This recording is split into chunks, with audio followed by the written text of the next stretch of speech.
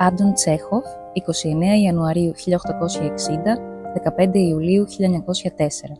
Βίος, έργα, κληρονομιά. Παιδική ηλικία. Ήταν το τρίτο από τα 6 παιδιά της οικογένειάς του και μεγάλωσε σε πολύ αυστηρό και θρησκευτικό περιβάλλον. Ο παππούς του Τσέχοφ ήταν δουλοπάρικος που εξαγόρασε την ελευθερία του. Ο πατέρας του, Πάβελ Εγκόροβιτς, ήταν έμπορος τρίτης συντεχνίας και διατηρούσε ιατρείο. Το ελάχιστο κέρδος του πατέρα ήταν αδύνατο να καλύψει τις ανάγκες της μεγάλης οικογένειας, γεγονός που τον ανάγκασε να δηλώσει πτώχευση. Τα πρώτα του γράμματα ο Αντών τα έμαθε στην προπαρασκευαστική τάξη του ενοριακού ελληνικού σχολείου του Ταγκανρόγκ και στη συνέχεια φοίτησε στο κλασικό γυμνάσιο της πόλης. Από την 6η τάξη του γυμνασίου αναγκάστηκε μόνος του να βγάζει το ψωμί του, παραδίδοντας μαθήματα κατοίκων. Πούλησε ό,τι είχε απομείνει από τα πράγματα του σπιτιού και έστειλε τα λεφτά στους γονείς του στη Μόσχα.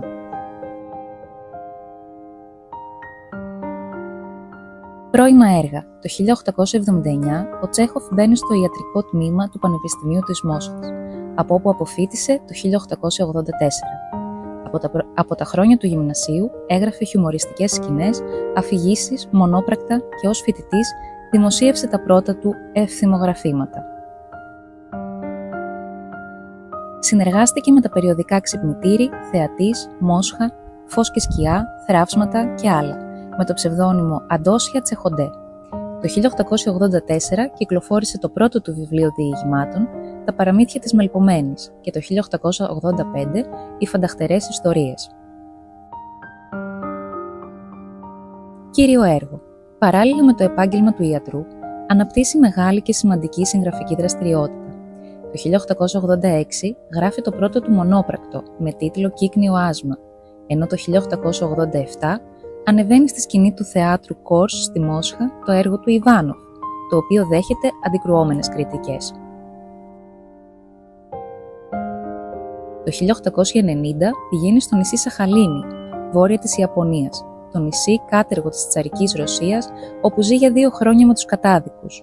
3 χρόνια αργότερα εκδίδει την έρευνά του, στην οποία τονίζει την ανάγκη για άμεση βελτίωση των συνθηκών υγιεινής και διαβίωσης των φυλακισμένων.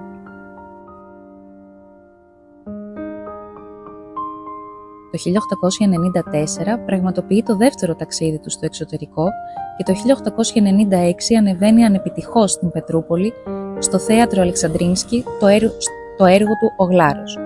Η φτώχεια των παιδικών και νεανικών του χρόνων θα του κληροδοτήσει τη φυματίωση, που θα τον ταλαιπωρήσει το υπόλοιπο της ζωής του και τελικά θα τον νικήσει στα 44 του χρόνια. Το 1898 και 1899 παρουσιάζονται στο κοινό της Μόσχας από το Θέατρο Τέχνης με πολύ μεγάλη επιτυχία τα έργα του «Ο Γλάρος» και «Ο Θείος Βάνιας». Η συνεργασία του Τσέχοφ με το Θέατρο Τέχνης και τον Στανισλάβσκι στάθηκε καθοριστική στη διαμόρφωση της δραματουργίας του. Την εποχή αυτή εγκαθίσταται μόνιμα στη Γιάλτα της Κριμαίας λόγω της υγείας του. Ο Τσέχοφ δούλευε από το πρωί μέχρι το βράδυ και η υγεία του κλονίστηκε. Έλεγε: «Η ιατρική είναι η νόμιμη σύζυγός μου και η λογοτεχνία η ερωμένη μου. Όταν με κουράζει η μία, περνάω τη νύχτα μου με την άλλη, και επίσης οι γιατροί είναι ακριβώς οι ίδιοι με τους δικηγόρους. Η μόνη διαφορά είναι ότι οι δικηγόροι απλά σε ληστεύουν, ενώ οι γιατροί σε ληστεύουν και σε σκοτώνουν». Ένας γιατρός που αρνούνταν να πάρει χρήματα από τους φτωχούς ασθενείς του, που ήταν και οι περισσότεροι. Το 1901 παντρεύεται την ηθοποιό Όλγα Κνίπερ. Όταν την είδε πρώτη φορά στη σκηνή, έγραψε: «Αν έμενα στη Μόσχα, θα την είχα σίγουρα ερωτευτεί». Δεν ειδοποίησαν σχεδόν κανέναν πριν παντρευτούν, γιατί ο Τσέχοφ απεχθανόταν τις συγκεντρώσεις και τα σχόλια των συγγενών. Η Όλγα περιέγραψε τις τελευταίες στιγμές του ως εξής: «Ξύπνησε και δεν μπορούσε να αναπνεύσει κανονικά. Ο γιατρός μου είπε να του δώσω ένα ποτήρι σαμπάνια. Ο Τσέχοφ ήπιε μια γουλιά και είπε στα γερμανικά «Πεθαίνω» και χαμογέλασε, γλυκά όπως πάντα, και είπε ότι δεν είχε πιει σαμπάνια για πολλά χρόνια. Τέλειωσε το ποτό του, γύρισε πλευρό και πέθανε». Το τσεχοφικό θέατρο. Στη ζωή τα πράγματα δεν συμβαίνουν έτσι, δηλώνει. Ο Τσέχοφ προτείνει πράγματι νέους τρόπους. Δεν είναι άλλωστε τυχαίο το γεγονός ότι τα θεατρικά του έργα αναδείχθηκαν μόνο μέσα από τη συνεργασία του με τον Στανισλάβσκι, ο ο οποίος επίσης πρότεινε ένα νέο τρόπο υποκριτικής και αναπαράστασης των γεγονότων. Τα πιο χαρακτηριστικά στοιχεία στα έργα του Τσέχοφ. Στα έργα του Τσέχοφ δεν υπάρχει εμφανής δράση. Ο μύθος είναι εξαιρετικά απλός.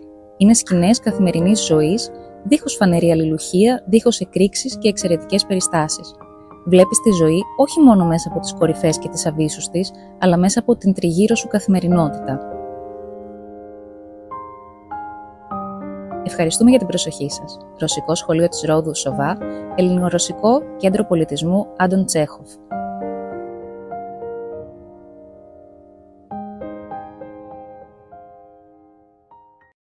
Ρώσικο Σχολείο της Ρόδου Σοβά, Άντων Τσέχοφ, ο Παχής και ο Αδύνατος. Στο σιδηροδρομικό σταθμό του Τσάρου Νικολάου συναντήθηκαν δύο φίλοι, ένας Παχής και ένας Αδύνατος. Ο Παχής μόλις είχε γευματίσει στο σταθμό και τα χείλια του, γεμάτα λίπος, γυάλιζαν σαν γινωμένα βύσσινα. Μύριζε κρασίλα και άρωμα. Ο Αδύνατος μόλις κατέβηκε από το βαγόνι, φορτωμένος με βαλίτσες, μπόγους και κυβότια. Ανατινόταν από πάνω του μια μυρωδιά από χειρομέρι και κατακάφια καφέ. Πίσω από τη ράχη του ξεμύτιζαν μια αδύνατη γυναίκα με μακρουλό πηγούνι, η γυναίκα του, και ένα ψηλό γυμνασιόπεδο με μισοκλεισμένα τα μάτια, ο γιος του. «Πορφύρη», αναφώνησε ο Παχής, βλέποντας τον Αδύνατο. «Εσύ, αγαπητέ μου, φίλε μου, χρόνια και ζαμάνια». «Έλα, Χριστέ και Παναγιά», είπε έκπληκτος ο Αδύνατος. «Μίσια, παιδικέ μου φίλε, από πού έρχεσαι?» Οι δύο φίλοι αλληλοασπάστηκαν 3 φορές, έχοντας καρφωμένα ο ένας τον άλλον τα δακρυσμένα μάτια τους. Έμειναν κι οι δυο ευχάριστα κατάπληκτοι. «Καλέ μου φίλε», άρχισε να λέει ο Αδύνατος μετά τον ασπασμό. «Πού να το περιμένω? Να, αυτή είναι μια έκπληξη. Κοίταξε με λοιπόν καλά. Τι όμορφος που ήμουνα. Τι γοητευτικός και δανδύς. Αχ, και εσύ, Θεέ μου. Πώς είσαι λοιπόν? Πλούσιος? Παντρεμένος?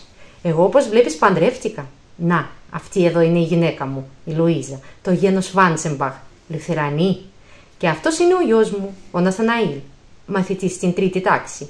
Από εδώ, Ναθάνια, είναι ο παιδικός μου φίλος. Φοιτούσαμε μαζί στο γυμνάσιο. Ο Ναθαναήλ σκέφτηκε λιγάκι και έβγαλε το καπέλο.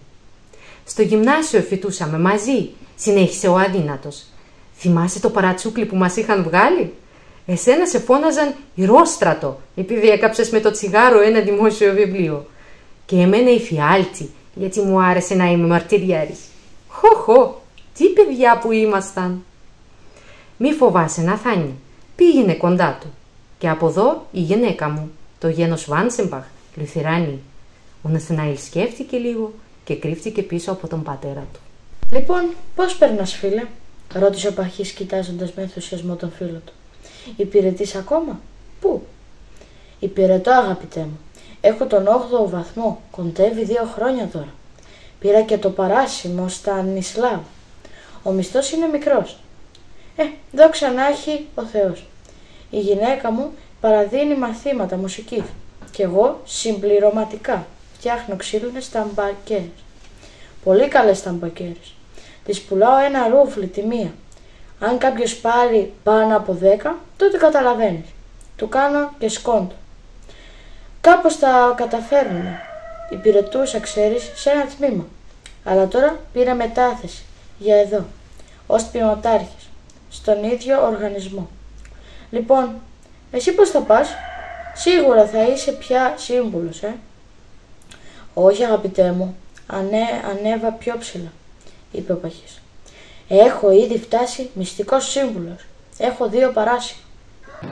Ο Αδύνατος ξαφνικά χλώμιασε, έμεινε σύξυφος και αμέσως ύστερα το πρόσωπό του παραμορφώθηκε σε ένα πλατή χαμόγελο. Έδειχνε σαν να έβγαζε σπίθες από τα μάτια και το πρόσωπό του. Το σώμα του μαζεύτηκε, καμπούριασε, στένεψε. Οι βαλίτσες του, οι μπόγοι και τα κυβότια κουβαριάστηκαν, ζάρωσαν. Το μακρύ πηγούνι της γυναίκας του έγινε ακόμα πιο μακρουλό. Ο Ναθαήλ στάθηκε τεντωμένος σε στάση προσοχής και κούμπωσε όλα τα κουμπιά της στολής του. «Εγώ, εξοχότατε, χαίρω πολύ. Φίλος, ας πούμε, παιδικός και να που. Ξαφνικά μεταμορφώνεστε σε έναν τέτοιο άρχοντα, χιχι. Φτάνει λοιπόν, πάψε, είπε μορφώνοντας ο παχής. Γιατί αυτό το ύφος?